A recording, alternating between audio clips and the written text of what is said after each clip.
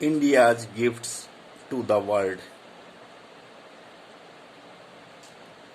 संसार को भारत का उपहार. How yoga heals. योगा हमें कैसे हीलिंग करते हैं, कैसे स्वस्थ बनाते हैं. It has become common knowledge. ये बात एक कॉमन नॉलेज, एक सामान्य ज्ञान की हो गई है that yoga is good for you, कि योगा आपके लिए लाभदायक है. योगा हमारे लिए लाभदायक है, ये एक कॉमन नॉलेज बन चुका है. करंटली वर्तमान में yoga is being used, yoga का उपयोग किया जा रहा है एज ए थेरेपी, उपचार के रूप में फॉर कैंसर के लिए, infertility, lung disease, multiple sclerosis, Parkinson's disease, insomnia, high blood pressure and joint pain. और जॉइंट पेन के लिए वर्तमान में योगा का कैंसर, इनफर्टिलिटी, बांझपन, लंग डिजीज, फेफड़ों की बीमारी, multiple sclerosis, Parkinson's disease, insomnia means अनिद्रा, high blood pressure and joint pain और जोड़ों में दर्द, इन सब के उपचार के रूप में योगा का उपयोग किया जा रहा है. लेकिन there is very little awareness and understanding, बहुत कम जागरूकता और समझ है. किस बात पर? On exactly how yoga heals, कि योग हमें कैसे स्वस्थ बनाते हैं. Even in the yoga and medical communities, yoga और मेडिकल समुदाय में भी, योग और मेडिकल समुदाय में भी इस बात पे बहुत कम जागरूकता और समझ है कि योग हमें कैसे स्वस्थ बनाते हैं. The key is to understand the relationship between stress, yoga and disease. The key, मुख्य बात क्या है? To understand, समझना, the relationship, संबंधों को, between stress, तनाव, योगा and disease. तनाव, योगा और डिजीज के बीच में जो रिलेशनशिप है, जो संबंध है, उसको समझना मुख्य बात है.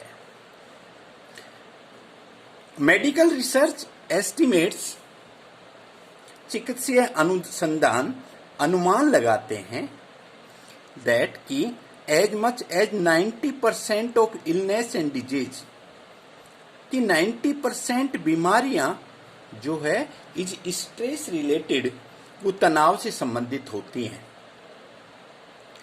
A few of the many disease and conditions, उन बहुत सारी बीमारियों और स्थितियों में कुछ बीमारियां दैट हैव बीन लिंक्ड, जो जुड़ी हुई हैं, to an over active stress response, अत्यधिक तनाव की प्रतिक्रिया से जुड़ी हुई हैं. वे बहुत सारी बीमारियां और कंडीशंस जो अत्यधिक तनाव की प्रतिक्रिया से जुड़ी हुई हैं, इंक्लूड, उसमें कौन कौन सी बीमारियां शामिल हैं? कार्डियोवैस्कुलर डिजीज, हृदय से संबंधित जो बीमारी हैं, डिप्रेशन, एंजाइटी और some types of diabetes mellitus, और कुछ प्रकार की डायबिटीज, मधुमेह के रोग, कुछ प्रकार के शुगर के रोग. What we feel as stress, जिसको हम स्ट्रेस महसूस करते हैं. स्ट्रेस क्या है? What we feel as stress, जिसको हम स्ट्रेस महसूस करते हैं, जिसको हम स्ट्रेस कहते हैं, जिसको हम तनाव कहते हैं, वो is the product of the sympathetic nervous system. वो इज द प्रोडक्ट, वो उत्पादन है of the sympathetic nervous system, वो सिंपैथेटिक नर्वस सिस्टम का उत्पादन है. वो अनुकंपी तंत्रिका तंत्र का उत्पाद, जिसका दूसरा नाम और द फाइट और फ्लाइट रेस्पॉन्स, जिसको लड़ो या भागो वाली प्रतिक्रिया कहते हैं। अनुकंपी तंत्रिका तंत्र का उत्पादन है ये तनाव। और इसमें क्या होता है? एन ऑलमोस्ट इंस्टेंटेनियस सर्ज, इसमें अचानक सर्ज वृद्धि हो जाती है इन हार्ट रेट, हृदय की गति में, कार्डियक आउटपुट, हृदय की धड़कन में वृद्धि हो जाती है, ब्लड प्रेशर बढ़ जाता है, शूटिंग पसीने आने लग जाते हैं, सैलो ब्रीदिंग, छिछली सांस हो जाती है, एंड मेटाबॉलिज्म और चय अपचय, और साथ साथ में combined with tensing of muscles मांसपेशियों में जकड़न होने लग जाती है, जिसको हम तनाव कहते हैं। वो सिंपैथेटिक नर्वस सिस्टम या फाइट और फ्लाइट रेस्पॉन्स का परिणाम होता है। इसमें क्या होता है? इसमें अचानक हृदय की गति में वृद्धि हो जाती है, हृदय की धड़कनें बढ़ने लग जाती है, ब्लड प्रेशर, पसीने आना, छिछली सांस आना, चय और साथ में मसल्स की जकड़न शुरू हो जाती है। इंटरनली, आंतरिक रूप से द फाइट और फ्लाइट रेस्पॉन्स, ये लड़ो या भागो वाली जो प्रतिक्रिया है, अर्थात ये जो सिंपैथेटिक नर्वस सिस्टम है, ये आंतरिक रूप से शट्स डाउन डाइजेशन, ये पाचन को बंद कर देता है, एंड एलिमिनेशन, और अपशिष्ट पदार्थों के जो बाहर निकलने को बंद कर देता है, एंड रेड्यूसेस ब्लड फ्लो, और रक्त प्रवाह को भी ये कम कर देता है टू द इंटरनल ऑर्गन्स, हमारे आंतरिक अंगों में जो रक्त का प्रवाह है उसको भी कम कर देता है। आंतरिक रूप से जो फाइट और फ्लाइट रेस्पॉन्स होता है, आंतरिक रूप से जो लड़ो या भागो वाली जो प्रतिक्रिया होती है, आंतरिक रूप से जो सिंपैथेटिक नर्वस सिस्टम में जो अचानक हार्ट रेट में जो वृद्धि होती है, उसके कारण डाइजेशन, पाचन बंद हो जाता है, और अपशिष्ट पदार्थों का निष्कासन भी बंद हो जाता है, और आंतरिक अंगों में जो ब्लड फ्लो है वो कम हो जाता है। शॉर्ट टर्म, थोड़ी देर के लिए, दिस स्ट्रेस रिएक्शन, ये तनाव वाली जो प्रतिक्रिया है, इज ए गुड थिंग, वो हमारे शरीर में एक अच्छी बात है। क्यों? क्योंकि द फाइट और फ्लाइट रेस्पॉन्स, ये लड़ो या भागो वाली जो प्रतिक्रिया है, वो प्रिपेयर्स अस, वो हमें तैयार करती है to respond to any environmental threat, किसी भी पर्यावरणीय जो खतरा है उसके प्रति प्रतिक्रिया देने के लिए हमें तैयार करती है, बाय फाइटिंग अगेंस्ट इट, या तो उससे लड़के, और फ्लीइंग फ्रॉम इट, या वहां से भाग करके। तो थोड़ी देर के लिए तो ये तनाव वाली जो प्रतिक्रिया है वो सही है, क्योंकि ये हमारे शरीर को किसी भी इन्वायरमेंटल थ्रेट के प्रति जो प्रतिक्रिया देने के लिए हमें तैयार करती है। बट लॉन्ग टर्म, लेकिन लंबे समय के लिए ये जो तनाव है, जिसको हम लंबे समय का तनाव कहें, जिसको क्रोनिक स्ट्रेस कहें, बट लॉन्ग टर्म, लेकिन लंबे समय के लिए, कंटिन्यूअस एक्सपोजर टू स्ट्रेस, तनाव का निरंतर जो होना है, इज हार्मफुल, वो हानिकारक होती है। क्यों? Placing excessive wear and tear, क्योंकि ये अत्यधिक जो क्रोनिक स्ट्रेस है, ये placing excess wear and tear, ये बहुत तोड़ फोड़ करता है ऑन द बॉडी सिस्टम्स, हमारे शरीर के सिस्टम में, एंड सीवियरली, और अत्यधिक रूप से limiting the bodies natural maintenance and healing abilities, और हमारे शरीर का जो स्वाभाविक मेंटेनेंस, रखरखाव और स्वस्थ करने की जो हमारे अंदर एबिलिटी होती है, उसको सीमित कर देता है। क्रोनिक स्ट्रेस लंबे समय तक चलने वाला ये जो तनाव है, जिसको जीर्ण तनाव कहें, chronic stress can lead to continuously high levels of cortisol. लंबे समय तक चलने वाला जो ये तनाव है वो कोर्टिसोल, वो हमारे शरीर में जो कोर्टिसोल हार्मोन है उसको निरंतर रूप से हाई करता रहता है, उसके हाई लेवल को बनाए रखता है। और this hormone eight normal levels, जो कोर्टिसोल हार्मोन है हमारे शरीर में, ये नॉर्मल स्तर पर हेल्प्स, मदद करता है to maintain an active healthy body, हमारे शरीर को एक्टिव, चुस्त और स्वस्थ रखने में मदद करता है, including regulation of metabolism and blood pressure. इसमें मेटाबॉलिज्म, चयापचय और ब्लड प्रेशर का नियंत्रण होता है, नियमितीकरण होता है। बट लेकिन excess amounts of cortisol, cortisol की अत्यधिक मात्रा कैन सप्रेस, दबा सकती है द इम्यून सिस्टम, हमारी इम्यून सिस्टम को दबा सकती है, एंड काज स्लीप डिस्टर्बेंसेज, और नींद में डिस्टर्बेंस होने लग जाता है, एंड लॉस ऑफ एपिटाइट, और भूख में कमी होने लग जाती है। ये कोर्टिसोल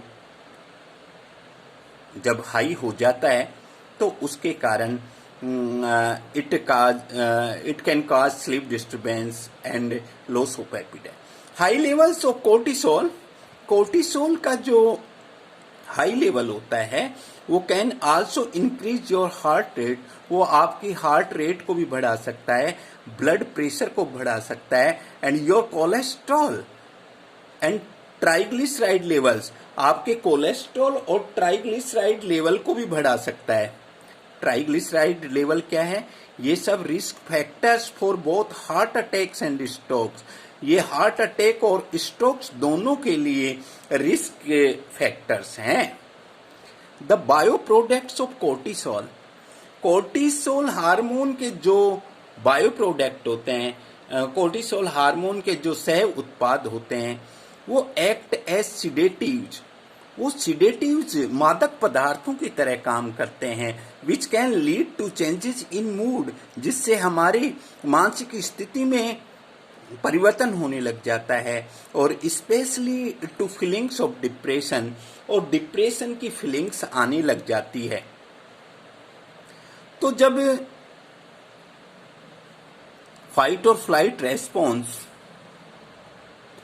के कारण ये स्ट्रेस होता है तो ये इतना हानिकारक है। फॉर्चुनेटली, लेकिन फॉर्चुनेटली, सौभाग्य से, the body has a natural counter balance, हमारे शरीर में एक प्राकृतिक संतुलन करने की, टू द फाइट और फ्लाइट रेस्पॉन्स, इस फाइट और फ्लाइट रेस्पॉन्स को प्राकृतिक रूप से बैलेंस करने के लिए एक सिस्टम होता है, और उसको क्या कहते हैं? Called the parasympathetic nervous system, उसको पैरासिम्पैथेटिक नर्वस सिस्टम, परानुकंपी तंत्रिका तंत्र कहते हैं। इसका दूसरा नाम क्या है? और the relaxation response, relaxation response, relax कीजिए और अपने माइंड को ठंडा कीजिए। The parasympathetic nervous system, parasympathetic nervous system, परानुकंपी तंत्रिका तंत्र, बिकम्स एक्टिवेटेड, ये सक्रिय होता है कब? When the threat और stressor has passed और ended, जब कोई खतरा या तनाव का कारक गुजर जाता है या खत्म हो जाता है, तब एक्टिवेट होता है। बट लेकिन it can also be consciously activated, लेकिन इसको कॉन्शियसली, जानबूझ करके भी सक्रिय किया जा सकता है। कैसे?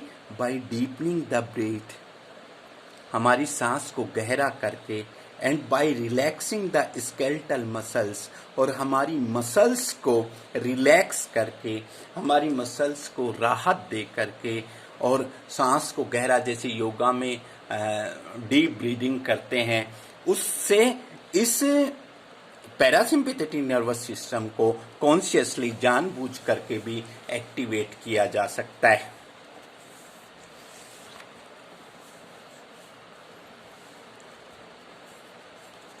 When activated, और जब ये पैरासिम्पैथेटिक नर्वस सिस्टम एक्टिवेट हो जाता है, When activated, जब ये सक्रिय हो जाता है तो the parasympathetic nervous system lowers blood pressure, तो parasympathetic nervous system blood pressure को लो करता है। हार्ट रेट एंड रेस्पिरेशन, हृदय की गति और श्वसन क्रिया को, पेस ऑफ ब्रीदिंग को भी कम करता है। और क्या करता है ये parasympathetic nervous system? Digestion and elimination are allowed to be stimulate. Digestion, पाचन, और एलिमिनेशन, अपशिष्ट पदार्थों का निष्कासन, ये स्टिमुलेट होते हैं, प्रेरित होते हैं, ये उत्तेजित होते हैं, ये बढ़ते हैं। एंड ब्लड इज फ्री, और ब्लड स्वतंत्र हो जाता है to travel to the digestive, reproductive, glandular and immune systems, और ब्लड डाइजेस्टिव, पाचन तंत्र, और रिप्रोडक्टिव, जनन तंत्र, और ग्लैंडुलर में ट्रेवल करने के लिए स्वतंत्र हो जाता है। और इम्यून सिस्टम्स, और ये जो सारे सिस्टम है, digestive, reproductive, glandular and immune system, ये जो सारे सिस्टम हैं वो नेसेसरी, आवश्यक हैं for the promotion of long term health, लंबे समय तक स्वास्थ्य को बढ़ावा देने के लिए ये सभी तंत्र आवश्यक हैं। द रिलैक्सेशन रेस्पॉन्स, ये रिलैक्सेशन जो रेस्पॉन्स है, राहत वाली जो प्रतिक्रिया है, अर्थात पैरासिम्पैथेटिक नर्वस सिस्टम है, is also known as the rest and renew stage. इसको रेस्ट एंड रिन्यू स्टेज भी कहते हैं, इसको विश्राम और ताजगी वाली स्थिति भी कहते हैं। When the body has the time and resources, जब हमारे शरीर को समय और संसाधन मिलते हैं, टू हील द बॉडी, शरीर को स्वस्थ बनाने के लिए, and to respond to illness, और बीमारियों के प्रति प्रतिक्रिया करने के लिए। ऑब्वियसली, स्पष्ट रूप से, by increasing the frequency, time and depth of the relaxation response. Relaxation response अर्थात रेस्ट एंड रिन्यू स्टेज की फ्रीक्वेंसी, टाइम और डेप्थ को बढ़ा करके we not only allow our body to recover from illness and disease, हम न केवल हमारे शरीर को बीमारियों से मुक्त करते हैं, but we also practise preventive medicine, बल्कि हम सुरक्षात्मक औषधि का भी अभ्यास करते हैं योगा करके। By allowing the body to perform all of its essential maintenance task, हमारे शरीर से सभी आवश्यक रख रखाव वाले कार्य करवा करके हम प्रिवेंटिव मेडिसिन का भी अभ्यास करते हैं।